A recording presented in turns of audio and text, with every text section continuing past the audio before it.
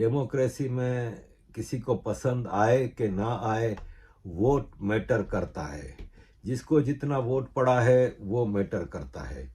तो बहरहाल वोट तो पड़ा है इसको। और आर्मी को शुरू में तो आर्मी बहुत ज़्यादा बौखला गई थी। नवाज शरीफ भी उसकी पार्टी में मतलब एक मातम छाया हुआ था, क्योंकि इन्होंने तो विक्ट्री स्पीच भी तैयार कर ली थी कि पाकिस्तान में तो आर्मी हमेशा जो फैसला करती थी कि जिसको जितवाना है उसको जितवा देती थी। तो पाकिस्तान में इलेक्शन की एक्टिविटी वैसे तो फर्स्ट वर्ल्ड के अंदर अपने लीडर को चूज़ करने की एक्टिविटी होती है, लेकिन पाकिस्तान के अंदर उसमें बहुत सा वायलेंस भी आ जाता है और स्टेबिलिटी आने की बजाय इंस्टेबिलिटी आ जाती है। 8 फरवरी 2024 के इंतखाबात के बाद अगर आप देखें तो आज पाकिस्तान जब 8 फरवरी को क्रॉस करके आगे बढ़ा है तो इंस्टेबिलिटी में मज़ीद इजाफा हो चुका है। उसकी वजह यह कि क्लियर मैंडेट किसी को नहीं मिला। जिनको मिला है वो ये कह रहे हैं कि हमें गवर्नमेंट फॉर्म करने का इख्तियार है, लेकिन मेजॉरिटी पार्टी हम हैं, ये साबित करने के लिए उनके पास कुछ भी नहीं है। जिस पार्टी के सबसे ज़्यादा मेंबर्स इलेक्ट हुए हैं उनके पास बल्ले का निशान नहीं था, और वो एक एज अ पार्टी स्टैंड करेंगे नहीं करेंगे अब तक ये क्लियर नहीं है।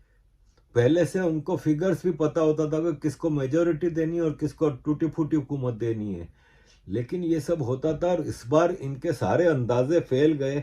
शायद ये और ओवर कॉन्फिडेंस में आ गए थे कि हम लोगों ने इतनी प्री पोल रिगिंग कर ली है, इसको इतना वो कर दिया है, कंफ्यूजन इतना फैला दिया है कि इंडिपेंडेंट कैंडिडेट है, इसकी पार्टी का तो कोई हमने आने नहीं दिया। इस सारी एक्टिविटी में तकरीबन 5 करोड़ वोटर्स घर से निकल के अपने हक राय दही का इस्तेमाल करते हैं।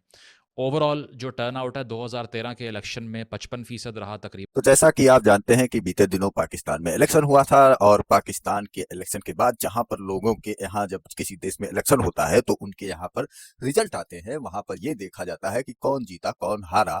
लेकिन पाकिस्तान में जब से इलेक्शन हुआ है तब से पाकिस्तान के इस इलेक्शन पर, इस चुनाव पर लगातार हर कोई उंगलियां उठा रहा है, चाहे फिर वो इंटरनेशनल स्तर पर हो चाहे फिर वहां के खुद के लोग हो। लगातार सवाल पे सवाल उठ रहे हैं और ये बातें की जा रही हैं कि किस तरह से पाक आर्मी ने वहां पर बेईमानी करवाई, वहां पर धांधलीबाजी करवाई, लोग जो जीत रहे थे उन कैंडिडेटों को हरा हरा कर, और पाकिस्तान ने, यहाँ की आर्मी ने अपने लोगों को जितवाया। और खासकर नवाज शरीफ की जो पार्टी थी उसको जिताने के लिए इन्होंने जो दमखम भरा और जिस तरह से इन्होंने बेईमानी कराई, इनको खुली छूटें दी गई कि आप अपने इलेक्शन कैंपेन में जो कहना चाहें वो कहें, जो बोलना चाहें वो बोले। और इसके बावजूद जब वहां पर इमरान खान की पार्टी के लोग, यानी कि इमरान खान की कोई वैसे तो देखा जाए तो पार्टी नहीं थी, लेकिन जैसे होता है ना इंडिपेंडेंट कैंडिडेट होते हैं लड़ने के लिए, तो ये लोग थे और इनके तरफ से मतलब जितने भी पीटीआई के पुराने नेता लोग थे और जो भी इनके मेंबर्स थे, ये लोग इंडिपेंडेंट कैंडिडेट के रूप में इलेक्शन लड़ रहे थे। और इनकी इस कैंडिडेटों को, इन इंडिपेंडेंट कैंडिडेटों को पाकिस्तान की जनता ने सराहा और पाकिस्तानियों ने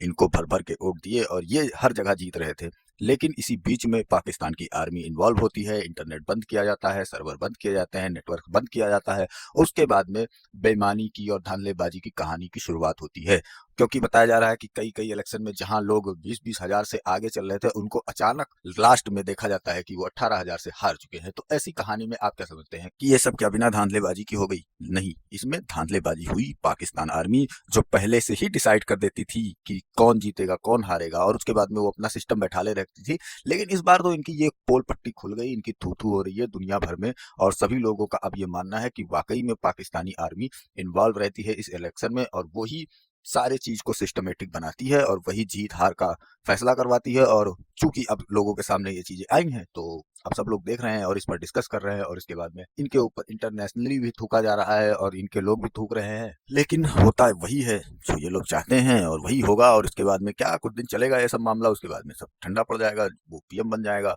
और इसमें एक बात ये भी है कि इन लोगों ने किसी को मेजोरिटी नहीं दी है, इन लोगों ने ऐसा सिस्टम बिठाला है कि सब कुछ इनके कंट्रोल में रहेगा। अगर कोई प्रधानमंत्री जिसको ये बनाएंगे, जिसको ये खरीद वरीद के अपना बना दिए, अगर उसमें से 4 आदमी निकाल देंगे तो फिर वो उसकी सरकार खत्म हो जाएगी। तो इस तरह से इन्होंने पूरा कंट्रोल अपने हाथ में ले रखा है और जो कि ये सब चीजें सभी लोगों को पता है। अब ये चीजें सबके सामने आ चुकी हैं और इससे इनके ऊपर काफी गहरा दाग लग चुका है, इनके इस चुनाव पर, इसके इस लोकतंत्र जिसको ये लोकतंत्र बनाते हैं, जमहूरियत बताते हैं, वो जो इनका ये सब सिस्टम है सब फेल होता नजर आ रहा है और इनकी बदनामी होनी तय है। तो चलते हैं वीडियो की ओर और देखते हैं पूरा मामला। वीडियो पसंद है तो लाइक करें, चैनल को सब्सक्राइब करें और शेयर करना बिल्कुल ना भूलें। 18 के इलेक्शन में तकरीबन 52% रहा, इस बार 48% रहा। ये ट्रेंड ये साबित कर रहा है कि आहिस्ता आहिस्ता पाकिस्तान के हर इलेक्शन में वोटर्स की तादाद कम होती जा रही है। हालांकि रजिस्टर्ड वोटर्स बढ़ रहे हैं, उसके बावजूद बावजूद लैक ऑफ इंटरेस्ट कह लीजिए या सिस्टम से बिल्कुल मायूसी कह लीजिए, जो कि वोटर बता रहा है आपको, लेकिन आप सुन नहीं रहे। उसकी वजह यह है कि ताकत जो है वो अपने नशे में होती है, और इस बार भी उसी नशे में है। और इंडिपेंडेंट भी एक एक इलाके में नकली भी कैंडिडेट आ गए थे जो इमरान खान की पार्टी का होने का क्लेम करते थे, और एक अजीब सा कंफ्यूजन था। तो आर्मी ने सोचा कि नहीं, बाकी इन्होंने धांधली के लिए पीपल्स पार्टी, एमक्यूएम और नवाज लीग को खुली छूट दी हुई थी कि आप उधर पोलिंग डे पे धांधली भी कर लेना जो भी हो।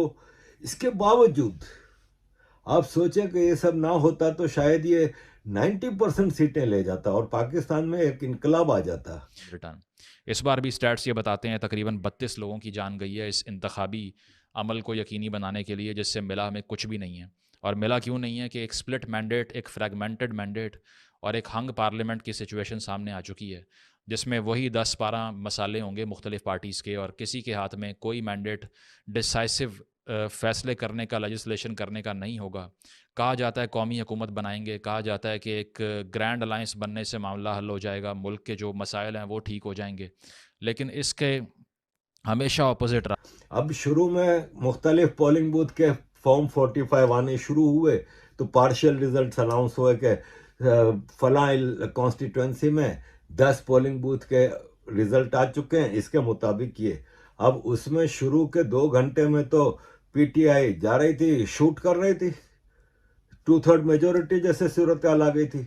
180 सीटों की इनकी आवाज़ हो रही थी कि 180 सीट्स ले जाएंगी।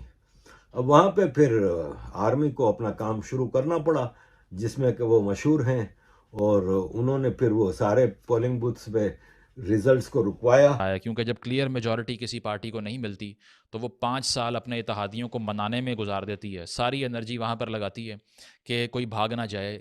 उसकी वजह यह है कि ग्राउंडिंग हुकूमत की सिर्फ 7 से 8 नंबर की पार्टी इसके ऊपर खड़ी होती है। पीटीआई की गवर्नमेंट की अगर आप बात करें 18 के अंदर जो उन्होंने बनाई थी, एमक्यूएम के 8 मेंबर्स निकले और पूरी हुकूमत गिर गई। इस बार तो स्टेक्स ही इतने ज़्यादा हैं, इस बार तो इतनी पार्टीज़ को मिल के गवर्नमेंट फॉर्म करनी पड़ेगी, क्योंकि वो नंबर भी नहीं आए जो लास्ट टाइम आए थे। जो पोलिंग बूथ में जो उन्होंने चीज़ें की जिसके लिए ये मशहूर हैं, और रिजल्ट चेंज होना शुरू हुए, ऐसी भी धांधलियां हुई हैं कि मतलब बता नहीं सकते। कि नवाज शरीफ के हलके में जहाँ पे नवाज शरीफ हार रहा था, वहाँ पे टोटल वोट हैं 293,000, 2,93,000 वोट हैं, लेकिन जो वोट पड़े हैं 2,94,000 हैं, और करेक्ट वोट 12,000 रिफ्यूज भी हुए वहाँ। इलेक्शन में कि पहले जिस तरह से निगरान हुकूमत कह चुकी थी कि अगर ज़रूरत पड़ी तो इंटरनेट बंद भी हो सकता है, तो पहले ये जो तकरीबन 30-32 लोगों को आपने मारा, और हर इलेक्शन की एक जो कॉस्ट होती है वो ह्यूमन कॉस्ट आपने पे की या करवाई, जिस तरह भी हुआ, उसके बाद जाकर ये होता है कि 8 फरवरी की सुबह जब हम सो के उठते हैं तो इंटरनेट नहीं है, सिग्नल भी चले जाते हैं। बाद में बताया जाता है कि पाकिस्तानी के लोगों के वसी तर मफाद में इंटरनेट बंद किया गया ताकि आपको और मेरी जान को ख़तरा ना हो, और उसकी वजह से फिर एक तो कम्युनिकेशन नेटवर्क्स बिल्कुल डेड हो जाते हैं। यानी आप सोचें कि किस हद तक धांधली। और फिर क्या हुआ है कि कई प्रिजाइडिंग ऑफिसर गायब हो गए, कई कंस्टिट्यूंसी के जिन्होंने P47 इशू किया था, वो सीटें जहां पे भारी अक्सरियत से जीत रहे थे लोग पीटीआई के, उनको जबरदस्ती हराया गया। जो लैंडलाइन इंटरनेट थे वो चल रहे थे। इलेक्शन कमीशन के सरबराह आकर कहते हैं कि कोई फ़र्क नहीं पड़ता इलेक्शन कमीशन को, आप इंटरनेट बंद करें, फ़ोन बंद करें, हमारा EMS सिस्टम जो इलेक्शन मैनेजमेंट सिस्टम है, वैसे लफ्ज़ भी मैनेजमेंट का यूज़ किया और किया भी मैनेज ही, लेकिन EMS के तहत उन्होंने ये कहा कि इलेक्शन का कोई भी जो अमल है वो डिले में नहीं जाएगा इंटरनेट की वजह से। उसी दिन यही इलेक्शन कमीशन जब रात को 10 बजे इनसे पूछते हैं कि रिज़ल्ट कहाँ पर हैं, तो कहते हैं कि क्योंकि इंटरनेट नहीं चल रहा इसीलिए अभी रिज़ल्ट आना स्लो हो चुके हैं, मोबाइल सिग्नल नहीं आ रहे। तो पहले आपने एक्सेप्ट क्यों किया? नवाज शरीफ खुद जिस सीट पे लड़ रहा था, डॉक्टर यास्मीन राशिद जो कि इमरान खान की कैबिनेट में हेल्थ मिनिस्टर थी, कैंसर की मरीज है और जेल में है, जेल से कंटेस्ट कर रही थी, वो आखिर वक्त तक नवाज शरीफ से जीत रही थी, लेकिन जब फाइनल रिजल्ट आए तो पता चला कि नवाज शरीफ जीत गए और डॉक्टर यास्मीन राशिदी जो है वो हार गई। अगली सुबह तक 9 फरवरी की मैं बात कर रहा हूँ, सिर्फ और सिर्फ 3% रिजल्ट ऑफिशियली अनाउंस होता है, 3%। और रिजल्ट आ कहाँ से रहे हैं? हरनाई से, बलूचिस्तान से, एक्स फाटा से, उन इलाकों से जहाँ पर इतनी कोई अर्बन सेंटर, अर्बन एक्टिविटी नहीं है, जहाँ टेक्नोलॉजिकल एडवांसमेंट नहीं है, वहाँ से रिज़ल्ट आना आसान था। लाहौर, कराची से रिज़ल्ट नहीं आ रहा।